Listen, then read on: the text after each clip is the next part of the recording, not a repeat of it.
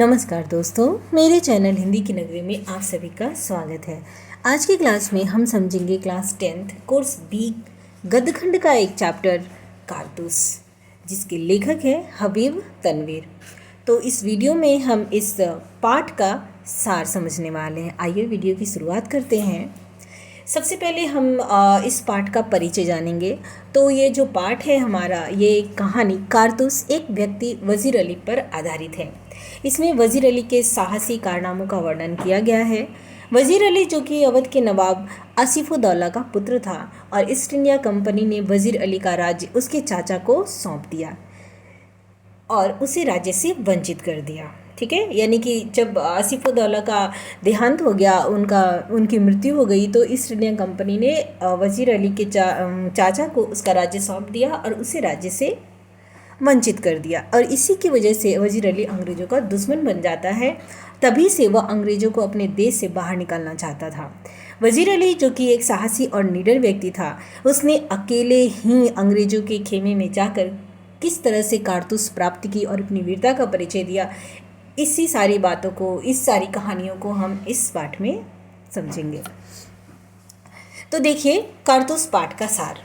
प्रस्तुत पाठ में एक ऐसे अपनी जान पर खेले जाने वाले सूरवीर के कारनामों का वर्णन किया गया है जिसका केवल एक ही लक्ष्य था, अंग्रेजों को देश से बाहर निकालना। तो इस पाठ में लेखक ने 4 व्यक्तियों का वर्णन किया है। वे 4 व्यक्ति हैं कर्नल, लेफ्टिनेंट, सिपाही और सवार। तो जब आप पाठ पढ़ेंगे तो उसमें देखेंगे कि जंगल का दृश्य है और वहाँ पे लेफ्टिनेंट और कर्नल दोनों बैठे आपस में आग जलाकर बैठे हुए आपस में बातें कर रहे हैं। तो कर्नल और लेफ्टिनेंट आपस में वज़ीर अली के कारनामों की बातें करते हुए कहते हैं कि वज़ीर अली ने अंग्रेज़ों की नाक में दम कर रखा है और उनको देखकर उन्हें रॉबिन हुड की याद आ जाती है। फिर कर्नल लेफ्टिनेंट को सआदत अली यानी कि वज़ीर अली के चाचा के बारे में बताता है कि किस तरह वह वज़ीर अली के पैदा होने से दुखी था और अंग्रेज़ों का मित्र बन गया था। यानी कि सआदत अली जो वज़ीर अली का चाचा था, वह चाहता था कि वज़ीर अली के पिता के बाद वही राजा बने, है ना। तो जब वज़ीर अली पैदा होता है तो और दुखी हो जाता है कि अब तो इसे राज्य मिल जाएगा। इस वजह से वो षड्यंत्र करके अंग्रेज़ों के साथ मिल जाता है, अंग्रेज़ों का मित्र बन जाता है। अवध के सिंहासन पर बने रहने के लिए उसने अंग्रेज़ों को अपनी आधी दौलत और 10 लाख रुपए दिए थे। लेफ्टिनेंट को जब पता चलता है कि हिंदुस्तान के बहुत से राजा, बादशाह और नवाब अफ़गानिस्तान के नवाब को दिल्ली पर हमला करने के लिए आमंत्रित कर रहे हैं, तो लेफ्टिनेंट की बातों में हामी भरते हुए कर्नल कहता है कि अगर ऐसा हुआ तो कंपनी ने जो कुछ भी हिंदुस्तान में हासिल किया है वह सब कुछ उसे गंवाना पड़ेगा। तो कर्नल की बातों को सुनकर लेफ्टिनेंट कर्नल से कहता है कि वज़ीर अली की आज़ादी अंग्रेज़ों के लिए खतरा है। यानी कि अगर वज़ीर अली आज़ाद हो गया तो ये अंग्रेज़ों के लिए बहुत बड़ा खतरा हो जाएगा, है ना। इसलिए अंग्रेज़ों को किसी भी तरह वज़ीर अली को गिरफ्तार करना ही चाहिए। कर्नल कहता है कि तभी तो वह अपनी पूरी फ़ौज को लेकर उसका पीछा कर रहा है और वज़ीर अली उनको सालों से धोखा दे रहा है। यानी कि वज़ीर अली अंग्रेज़ों की पकड़ में नहीं आ रहा था, वो भेष बदल कर अपना कार्य कर रहा था जिसे अंग्रेज़ उसे पकड़ नहीं पा रहे थे। वज़ीर अली बहुत ही बहादुर आदमी था। वज़ीर अली ने कंपनी के एक वकील की हत्या भी कर दी थी और कर्नल ने हत्या की घटना का वर्णन करते हुए कहा कि वज़ीर अली को उसके पद से हटाने के बाद अंग्रेज़ों ने वज़ीर अली को बनारस भेज दिया था। कुछ महीनों के बाद गवर्नर जनरल वज़ीर अली को कोलकाता में बुलाने लगा। वज़ीर अली ने कंपनी के वकील से शिकायत की कि गवर्नर जनरल उसे कोलकाता बुला रहा है। तो वकील ने वज़ीर अली की शिकायत पर कोई गौर नहीं किया और उल्टा वज़ीर अली को ही भला बुरा कहने लगा।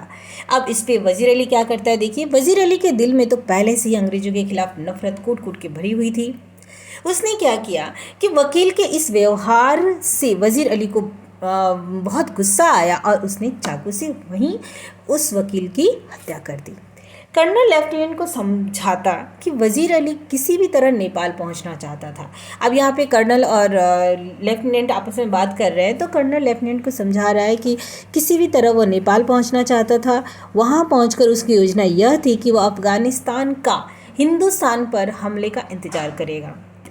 अपनी ताकत को बढ़ाएगा, सआदत अली को हिंदू सिंहासन से हटाकर खुद अवध पर कब्जा करेगा और अंग्रेजों को हिंदुस्तान से निकालेगा। यानी कि यह वजीर अली का प्लान था, उसकी योजना थी।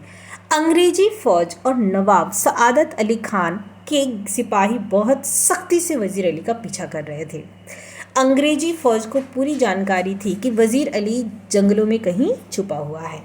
तो लेफ्टिनेंट कहता है कि घोड़े पर सवार आदमी सीधा अंग्रेजों के तंबू की ओर आता मालूम हो रहा है। अब खबर मिलती है लेफ्टिनेंट को कि कोई एक आदमी घोड़े पर सवार होकर अंग्रेजों के तंबू की ओर आ रहा है। घोड़े की टापों की आवाज़ बहुत नज़दीक आकर रुक जाती है। सिपाही अंदर जाकर कर्नल से कहता है कि वह सवार उससे मिलना चाहता है। अब वो घोड़े पर सवार जो आदमी है वो आके कहता है कि वह कर्नल से मिलना चाहता है ना। तो सिपाही अंदर जाकर कर्नल से इजाज़त मांगता है। कर्नल सिपाही से उस सवार को अंदर लाने के लिए कहता है कि उसे लेकर आओ। कर्नल सवार से आने का कारण पूछता है। सवार कर्नल से कुछ कारतूस मांगता है, यानी कि जो घोड़े पर सवार आदमी था वह अंदर जाकर कर्नल से कारतूस मांगता है और कहता है कि वह वजीर अली को गिरफ्तार करना चाहता है, यानी कि उसे कुछ कारतूस चाहिए ताकि वह वजीर अली को गिरफ्तार कर सके। यह सुनकर कर्नल सवार को 10 कारतूस दे देता है और जब सवार से नाम पूछता है तो सवार अपना नाम वजीर अली बताता है और कहता है कि कर्नल ने उसे कारतूस दिए हैं इसलिए वह उसकी जान बख्श रहा है। अब देखिए, तो कर्नल जब वजीर अली को 10 कारतूस दे देता है और उसके बाद कर्नल सवार से उसका नाम पूछता है तो सवार अपना नाम बताता है वजीर अली और कहता है कि मैं तुमको जिंदा इसलिए छोड़ रहा हूँ क्योंकि तुमने मुझे कारतूस दिए हैं। ठीक है, इतना कहकर वजीर अली वापस चला जाता है और घोड़े के टापों की आवाज़ों से लगता है कि वह कहीं दूर चला गया है। इतने में लेफ्टिनेंट अंदर आ जाता है और कर्नल से पूछता है कि वह सवार कौन था। कर्नल अपने आप से कहता है कि वह एक ऐसा सिपाही था जो अपनी जान की परवाह नहीं करता और आज ये कर्नल ने खुद देख लिया था। तो इस तरह से कर्नल खुद वजीर अली के साहस को देख लेता है और उससे मन ही मन उसकी शाबाशी भी करता है। ठीक है, तो आशा करती हूँ कि कारतूस कहानी का सार आप सभी को समझ आया होगा। तो मेरे चैनल को लाइक और सब्सक्राइब करना नहीं भूलिएगा। धन्यवाद।